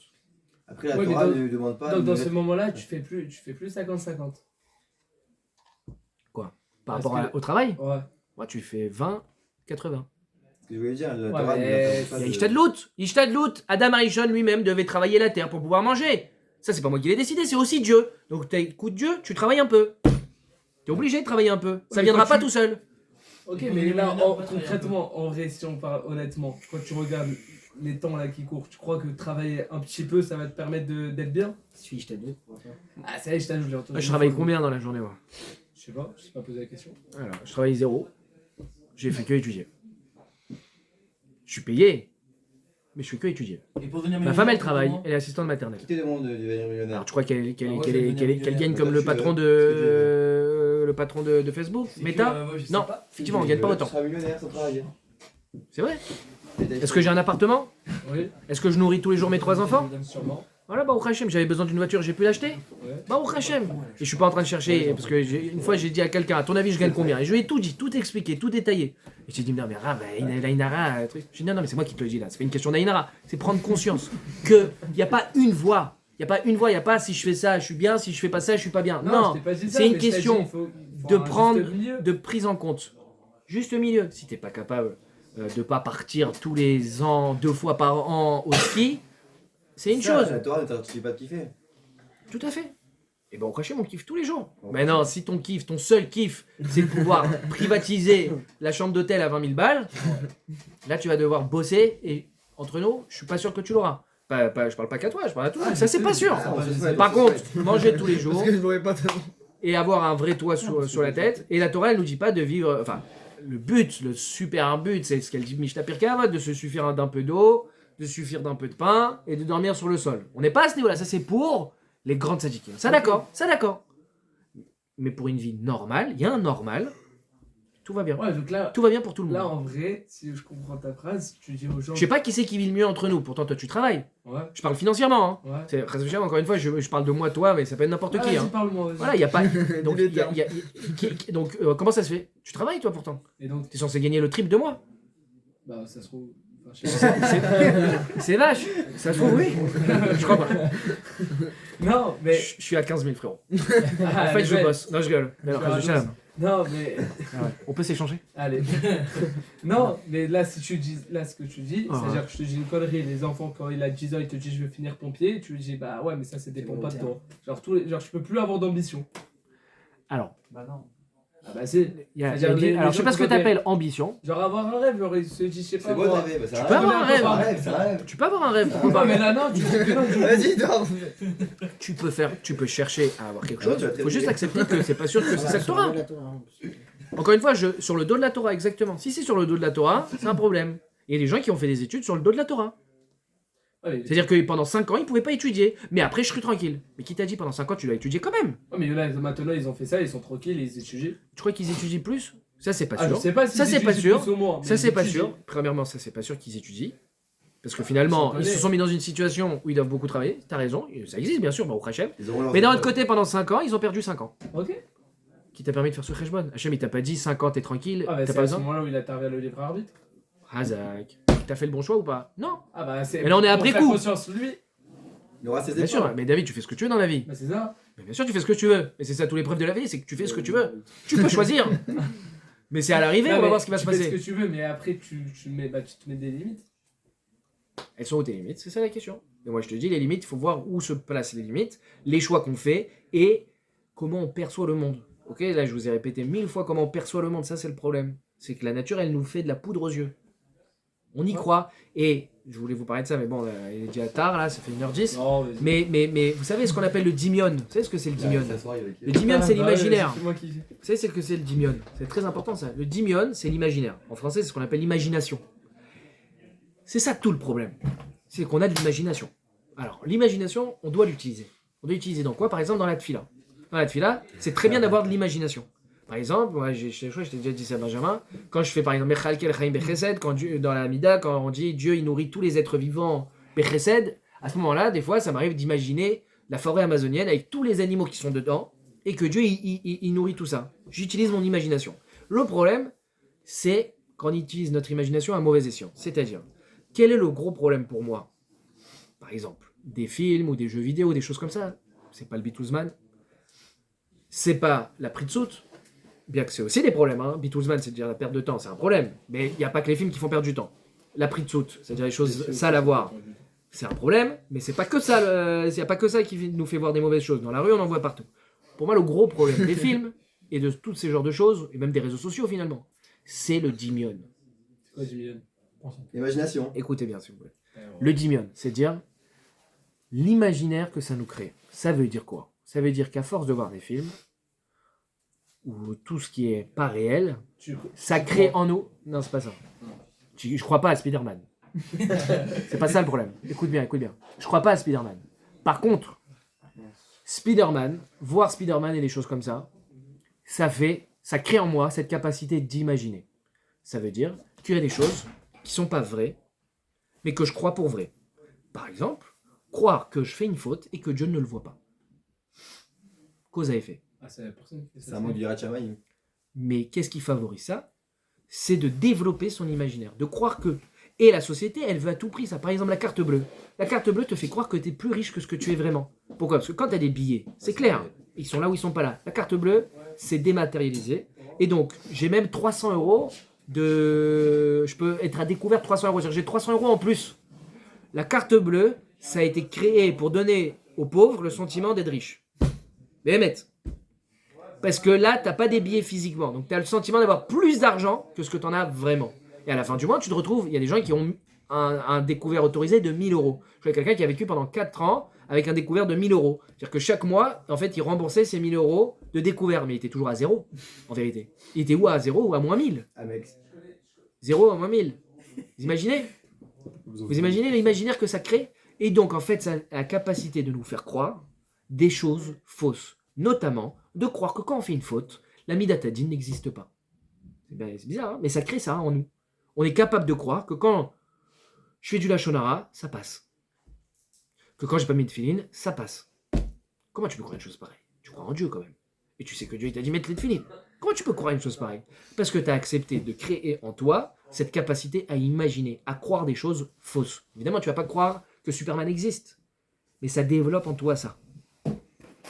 Ça développe en toi ça. Et ça, c'est un gros problème. Ça, c'est un gros problème. C'est le problème de la picoros aussi. Bon, je vais pas trop parler de la picoros. C'est un problème parce que des fois, ça ne nous touche plus comme avant. Par exemple, quand on peut avoir une éducation. Ça, c'est un autre problème, c'est t'as une raison. faute, Ça aussi, ça, c'est un sujet intéressant.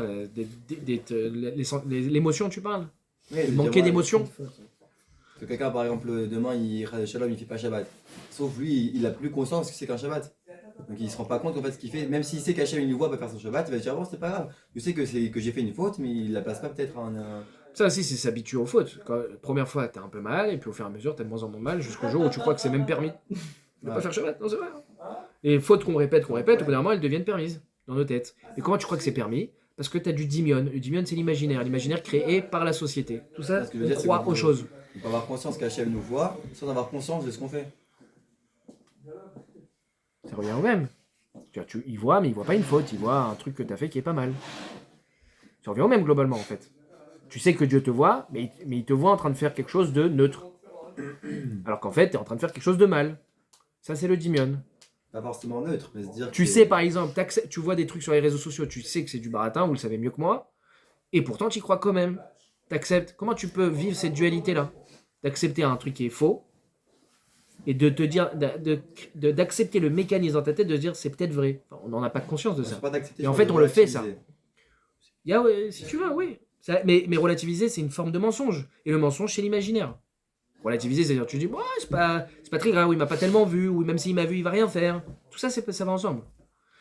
Donc, et du coup, le numérique, par exemple, dans nos têtes, ça marche, c'est censé marcher. Un téléphone, ça bug pas. Un téléphone, tu l'allumes, il s'allume.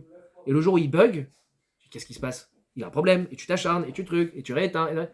Et à un moment donné, tu te dis pas, peut-être c'est Hachem qui fait bugger le téléphone. Enfin, non, un téléphone ça marche, une voiture ça marche. Et si elle démarre pas, tu donnes un coup de pied dans la voiture. Parce qu'ils ont créé des systèmes ultra rapides, avant tout était lent. Pour moi, plus les choses sont rapides, plus la différence entre le matériel et le spirituel, il y a beaucoup la notion de temps. Tout ce qui est matériel est plus ou moins lent en fait, doit passer par un processus. Et avec la technologie qui augmente, le temps est réduit. C'est pour ça qu'on en vient à avoir des croyances aussi folles dans la technologie. Parce qu'avant, il fallait attendre pour que ça pousse. Des jours, des mois peut-être. Tout prenait du temps. Et ils ont tout réussi à rétrécir le temps, à raccourcir le temps. Mais ça a l'air de quelque chose d'un pouvoir très fort, la rapidité, la fluidité des choses. Ça c'est Dieu qui en une seconde fait un truc. Il n'y a même pas de notion de temps. Et donc nous on est habitués à avoir de moins en moins la notion du temps. Que tout va très vite. Et dès l'instant que ça prend du temps, on a les nerfs qui pètent, quoi. On en a marre. C'est censé aller vite. Parce qu'on a une croyance incroyable, développée, démesurée dans ces choses-là. On a créé un dimion, on a créé une croyance, on a créé un imaginaire. Dans le film Spider-Man. Shavuot Tov ou Mazal Tov, il y a un avis à Horatov.